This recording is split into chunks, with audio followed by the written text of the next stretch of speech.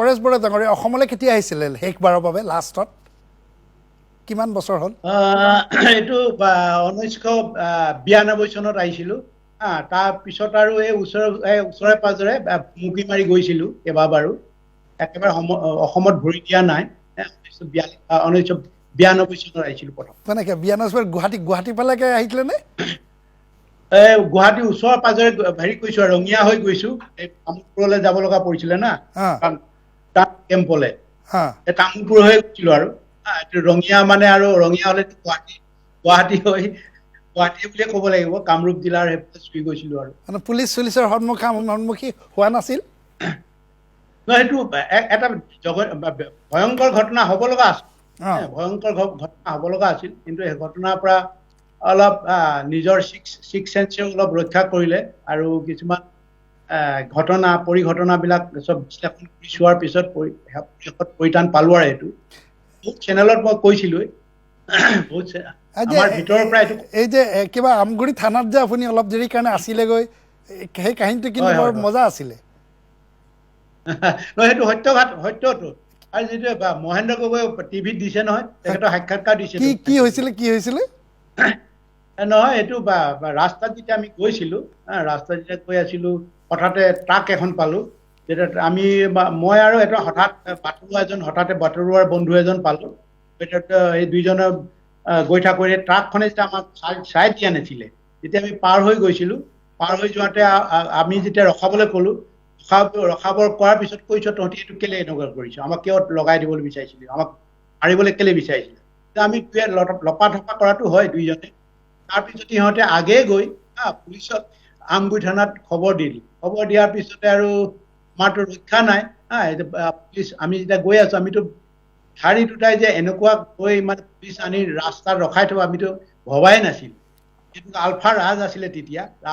আলফাইটো ইমূৰৰ পৰা সিমূৰলৈ চলাই আছিলে তাৰ মাজতে যে সিহঁতি এনেকুৱা কৰিব আমাৰ ধাৰণা নাছিলে যে দেখিছোঁ একেবাৰে চাৰিআলিটো আমগুৰি যিটো চাৰিআল তাতে একদম পুলিচ আমাৰ দুইখন মটৰচাইকেল ৰখাই থানালৈ লৈ গৈছে মই তেতিয়া ৰাজদূত চলাইছিলোঁ ৰাজদূত আৰু ইজনৰ বটৰুৱা বন্ধু স্কুটাৰ এখন আছিলে দুইজনকে লৈ গৈছে লৈ যোৱাৰ পিছত মোৰ বাস্কেটটো হেৰিয়ৰ ৰাজদূতখনৰ দুটা বাক্সা আছিলে এই বাক্সাটো দুইটাতে একেবাৰে ফুল মেটেল বাক্স হৈ আছিলে মানে এটাতে দুটা কাইবান আছিলে দুটা পিষ্টল আছিলে এইটো লোৱাৰ পিছত মইতো আৰু আজি থানালৈ লৈ গৈছে কি হ'ব তাৰ তেতিয়া ধৰিছে তেতিয়াৰ পৰা প্লানিং কৰি আছোঁ কি ক'লে ভাল হ'ব নহ'লেতো মোৰ ৰক্ষা নাই আজিতো মোৰ আৰু শেষ আৰু ইফালে মই কাছিনলৈ যাব লাগে ফৰেইন মিছনত যাব লাগে নৱেম্বৰ মাহত অক্টোবৰ মাহৰ ঘটনা তাৰপিছতে এনেকুৱা হোৱাৰ পিছতে হৈ গ'ল তাৰপিছত মহেন্দ্ৰ গগৈ গালি পাৰিছে তহঁতি ইমান উদ্ভণ্ডালি আইন হাতত লৈছ কিয় ৰাস্তাত মাৰপিট কৰিছ তাৰপিছত সোধ পোছ কৰি আছে কি কৰা তুমি মই ONGC চাকৰি কৰোঁ ONGC বৰ উৎপাত হৈছে ছাগলীক টকা খুৱাব পাৰা বা গৰুক টকা খুৱাব পাৰা আজি মই দেখাই দিম কৈছে এইজনে সোধ কৰি থাকোঁতে মোক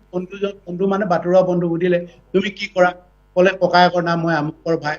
বিয়াগু প্ৰতিষ্ঠিত এজন কণ্ট্ৰেক্টাৰ লোৱাৰ লগে তাৰ বিৰুদ্ধে নশুনি হৈ গ'ল মোৰ বিৰুদ্ধত লাগি আছে এই তুমি ONGC মানে চাকৰি কৰি ইয়াতে হেৰি দেখাবলৈ আহিছে য'তে ত'তে আইন মানে হাতত ল'বলৈ আহি খুব অকথ্যভাৱে গালি পাৰি আহিছে ওচৰতে বিহাৰী দুজনো আছে তাক দেখি আৰু মানে আমুক গালি পাৰি আছে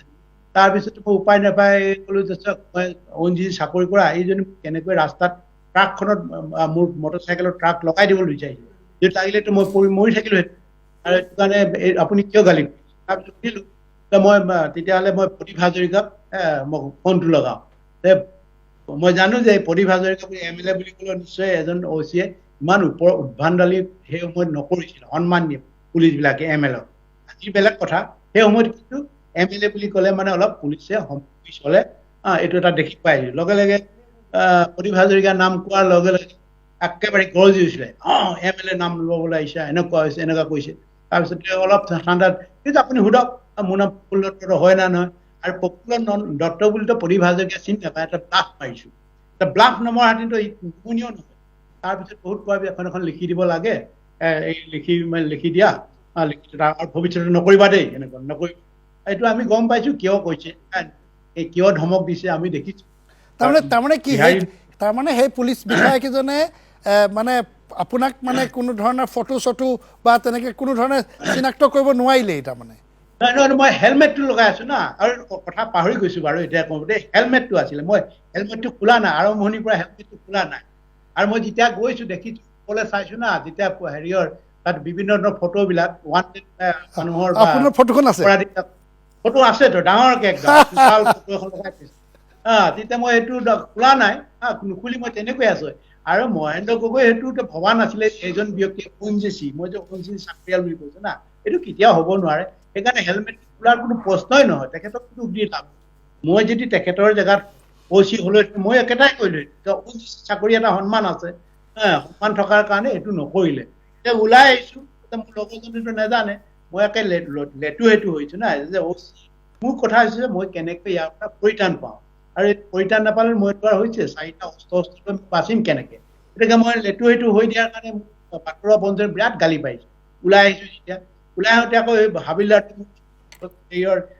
ৰাজদূতখনৰ চাবিটো লৈ ললে চাবিটো লোৱাৰ পিছতহে মই ক'লৈ নি দিয়ক চাবি ফালে মটৰচাইকেল লৈ গুচি গৈছে আকৌ কিবা এটা লাগে মানে তাৰপিছত 200 টকা লৈ গৈছো লৈ গৈ ৰাস্তাত